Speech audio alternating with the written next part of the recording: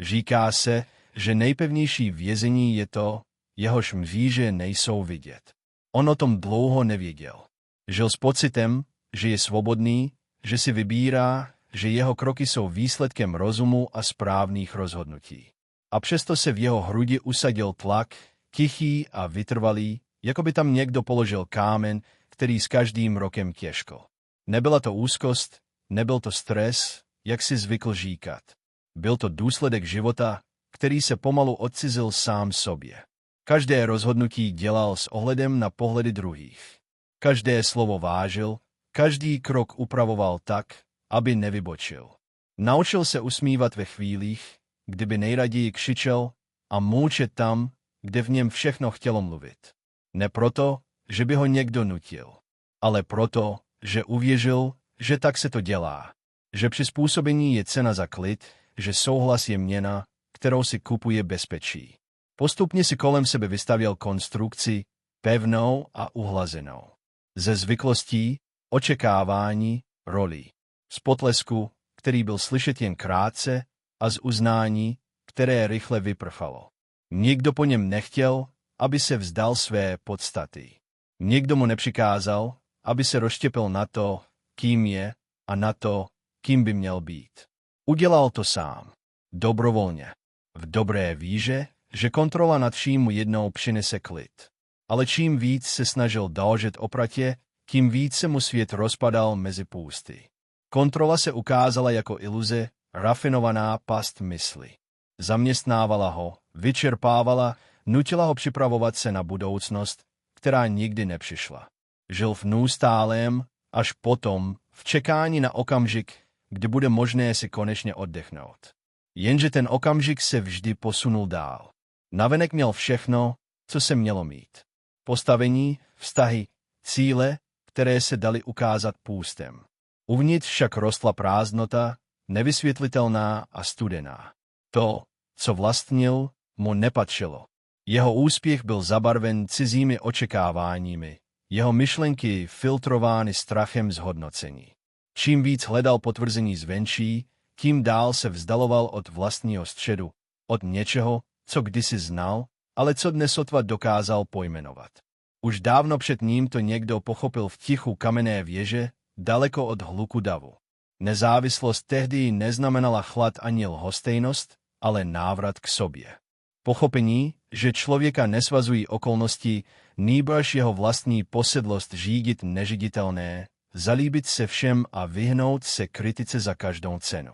Odtažitost nebyla útěkem, ale klíčem. Jenže právě toho se on bál nejvíc. Pustit lano, které svíral tak pevně, že mu řezalo do dlaní. Věřil, že ho dalží nad propastí, a neviděl, že ho zároveň dusí. Paradox byl krutý a jednoduchý. Čím víc se snažil mít věci pod kontrolou, tím méně kontroly skutečně měl. Čím víc se snažil zavděčit, tím méně byl opravdový. A čím víc se bránil změně, tím tvůrčí byl její náraz, když nakonec přišla. Svět se nikdy nepřizpůsobí lidské potřebě jistoty.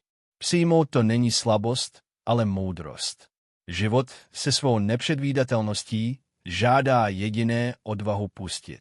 Pustit potřebu schválení, strach ze selhání, falešnou identitu, která měla chránit před soudy druhých.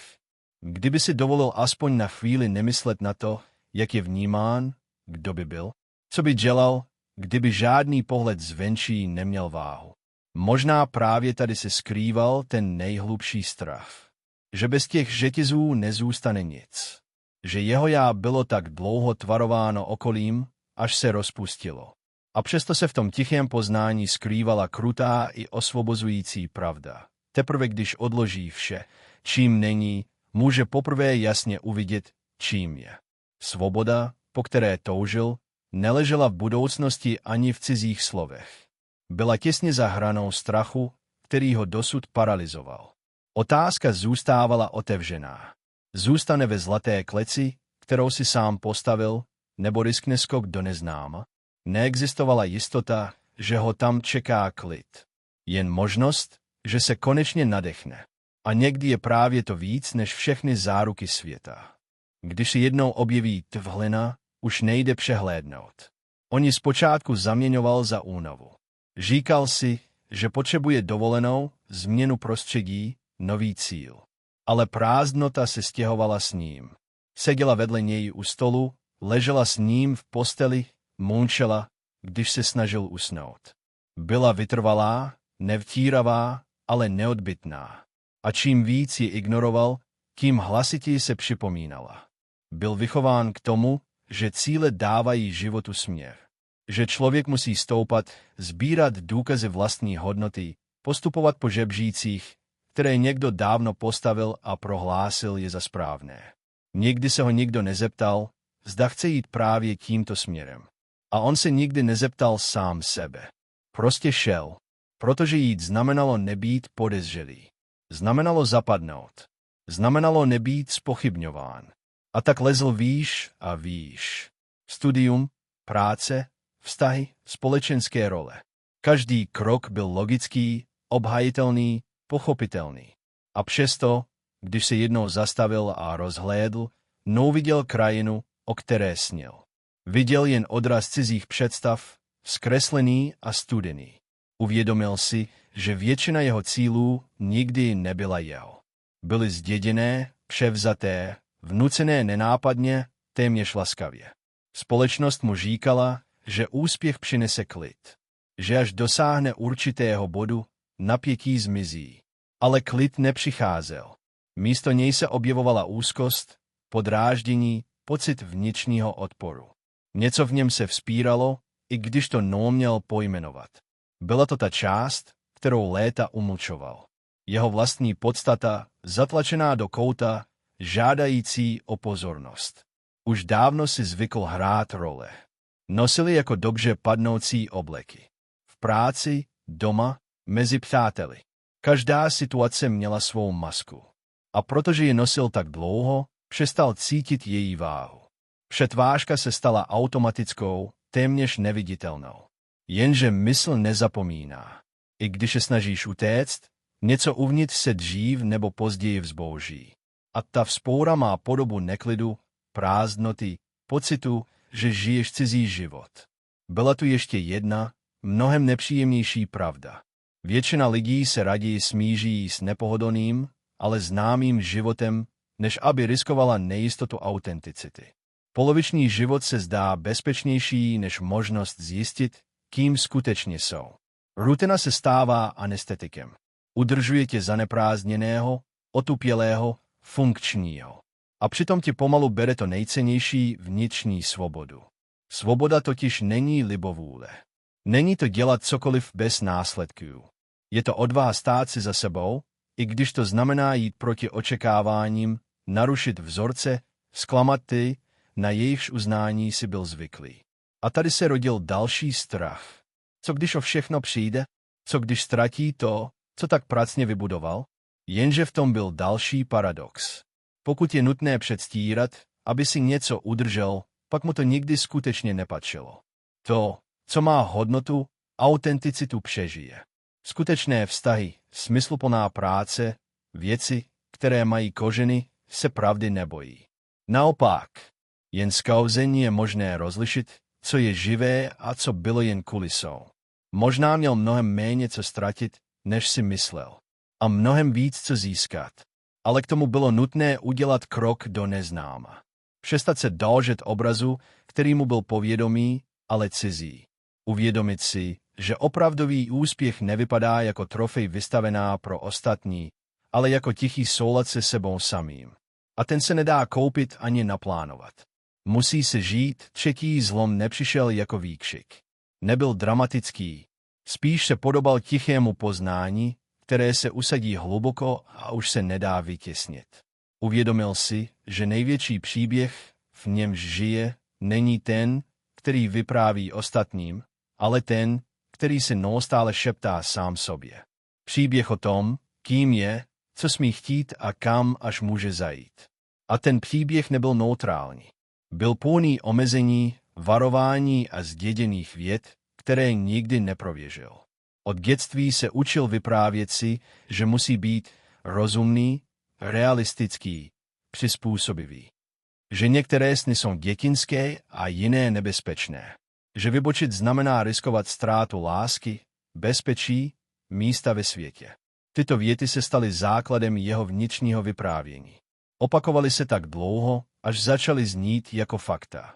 A on podle nich žil, aniž by si uvědomoval, že jde jen o příběh. Jeden z mnoha možných. Teprve teď mu docházelo, jak silně tento vnitřní narrativ ovlivňuje každý jeho krok. Jak filtruje realitu, jak předem určuje, co považuje za možné a co za zakázané. Když se setkal s příležitostí, neptal se, zda ho láká, ale zda je vhodná. Když pocítil touhu po změně, okamžitě ji přehlušil logickými argumenty, proč to nejde. Jeho život byl řízen scénářem, který nikdy vědomě nenapsal, ale přesto ho denně přehrával. A přesto v něm bylo cosi fascinujícího. Příběhy totiž nejsou jen klece. Jsou i laboratoře. V bezpečí fantazie lze žít tisíce životů, zkoušet cesty, na které by si člověk ve skutečnosti netroufl. Možná proto ho vždy přitahovaly knihy, filmy, vyprávění druhých. Byly únikem, ale také zrcadlem. V cizích osudech rozpoznával své vlastní potlačené touhy a obavy. Bezpečně, na dálku. V časech nejistoty, kdy se svět zdál rozpadat a staré jistoty mizely, měly příběhy ještě větší váhu. Nabízely útočiště, ale i odvahu. Umožňovali představit si jiný řád, jiný směr, jinou verzi sebe sama. A právě tehdy mu došlo, že nejmocnější příběh, jaký může změnit, je ten vnitřní. Ten, který rozhoduje, zda se vidí jako oběť okolností, nebo jako někdo, kdo má možnost volby. Myšlenka byla zneklidňující. Co když většina jeho omezení není skutečná? Co když jsou to jen převzaté role, staré scénáře, které už dávno neslouží? Změnit vnitřní vyprávění neznamenalo popřít minulost. Znamenalo ji přepsat, dát jí nový význam. Vidět selhání ne jako důkaz vlastní neschopnosti, ale jako zlomový bod. Rány jako stigma, ale jako symboly přežití. Zároveň si začal všímat, že příběhy mají sílu i navenek. Způsob, jakým o sobě mluvil, jak se viděl, ovlivňoval reakce okolí. Lidé mu nevědomě zrcadlili to, čemu sám věřil. Jeho vnitřní scénář se promítal do reality jako tichá instrukce, podle níž se svět choval. A tak se osobní narrativ ukazoval nejen jako introspektivní nástroj, ale i jako strategie přežití. Jenže žádný dobrý příběh není hladký. Půlnost vyprávění spočívá v rozporu, v temných místech, v nejasnostech. Uvědomil si, že se celý život snažil být konzistentní, čitelný, bez rozporu. A tím si upíral lidskost. Přijetí vnitřních protikladů, změn směrů a nejistoty nebylo selháním, ale návratem k celistvosti. Nejpravdivější příběhy nejsou ty uzavřené, ale ty, které kladou otázky. A možná v tom byla ta největší svoboda. Nemuset přesně vědět, jaký žánr jeho život je. Nebýt si jistý, zda píše tragédii, epopej nebo tichou meditaci. Nejistota přestala být hrozbou a začala připomínat otevřený prostor. Stránku, která ještě není dopsaná. A právě proto dýchá. Pochopil, že není vedlejší postavou v cizím příběhu. Je autorem v procesu. Bez finální verze. Každé rozhodnutí, i to nejmenší, přidává větu. A každá věta má moc změnit význam těch předchozích. Minulé kapitoly už nezmizí, ale mohou být čteny jinak. A to stačí k tomu, aby se začalo znovu. Čtvrtá fáze nebyla o euforii. Nebyla ani o jistotě. Byla o ztrátě orientace. Když se vnitřní příběh začne rozpadat, nevzniká okamžitě nový. Nejdřív je ticho, prázdné, nepohodlné, téměř děsivé. On si uvědomil, že po celé roky vyplňoval každý vnitřní prostor hlukem, povinnostmi, plány, reakcemi druhých. Teď, když část toho všeho pustil, zůstalo místo. A s ním otázka, kterou si nikdy předtím nedovolil položit. Kdo jsem, když už se nesnažím nikoho přesvědčit? Bez starých rolí se cítil nahý. Bez masek byl svět ostřejší, méně předvídatelný. Zjistil, že většina jeho jistot nebyla založena na pravdě, ale na opakování. Dělal věci ne proto, že by s nimi souzněl, ale proto, že je dělal vždy. A jakmile se zastavil, rutina ztratila svou hypnotickou moc. Ukázala se jako mechanismus, který ho udržoval funkčního, ale neživého. Strach se vrátil, tentokrát jiný. Ne strach ze selhání, ale strach z prázdna. Co když po odložení cizích očekávání nezůstane nic, co by stálo za to žít? Co když jeho osobnost byla jen souborem reakcí na okolí? Tahle myšlenka ho pronásledovala v noci, v tichu, kdy nebylo čím se rozptýlit. A přesto právě v tom tichu se začalo něco pomalu rýsovat. Zjistil, že autenticita není hlasitá. Nehlásí se o slovo dramaticky. Spíš se ozývá nenápadně, jako jemný odpor v těle, když se chystá udělat něco, co s ním není v souladu.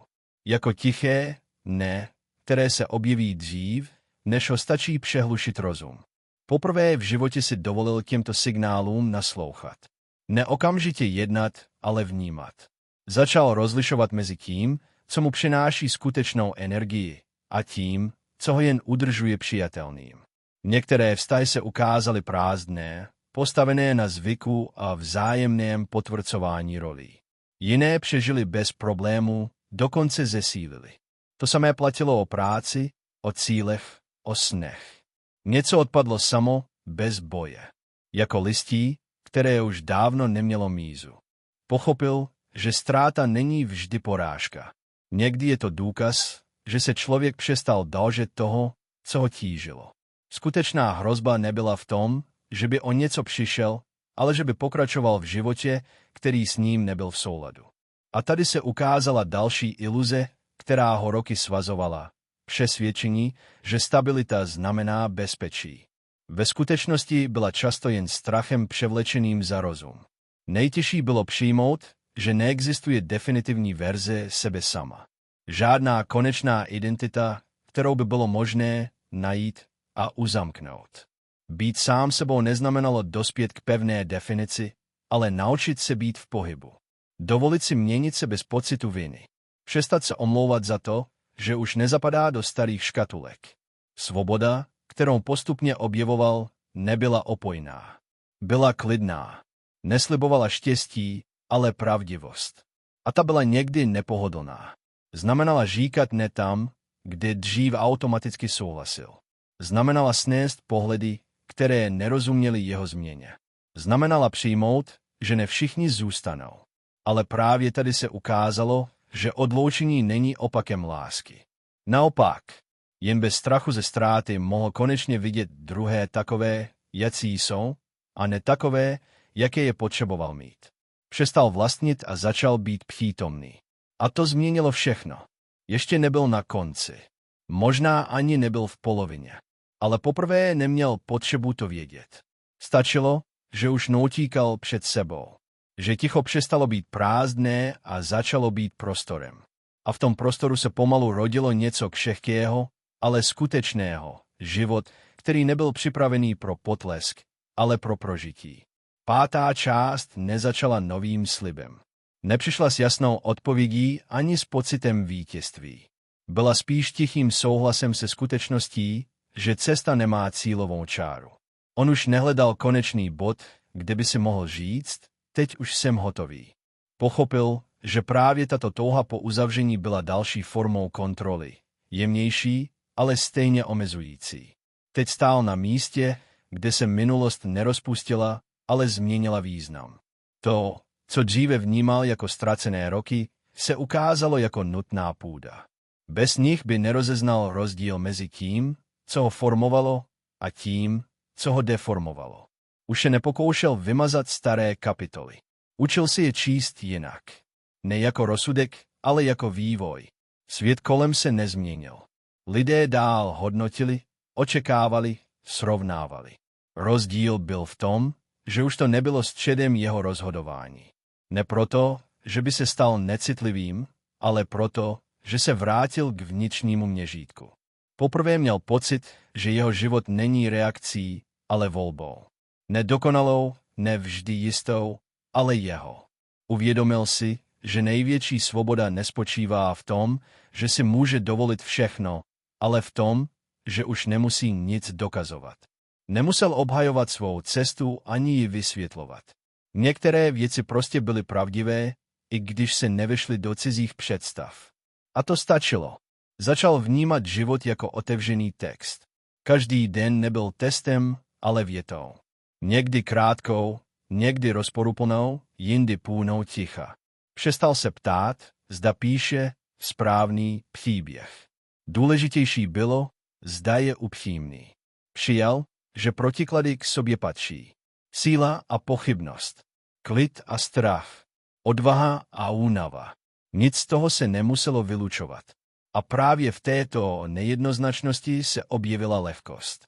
Neopojná radost, ale hluboký pocit, že už neutíká. Že i nejistota může být domovem, pokud v ní člověk zůstává sám sebou. Už neměl potřebu skrývat své rozpory. Přestal se bát toho, že jeho příběh nebude mít potlesk. Některé cesty se prostě žijí potichu. Pochopil také něco zásadního, že život se nepíše jednou provždy. Každé setkání, každé rozhodnutí, dokonce i každé mlčení přepisuje předchozí řádky.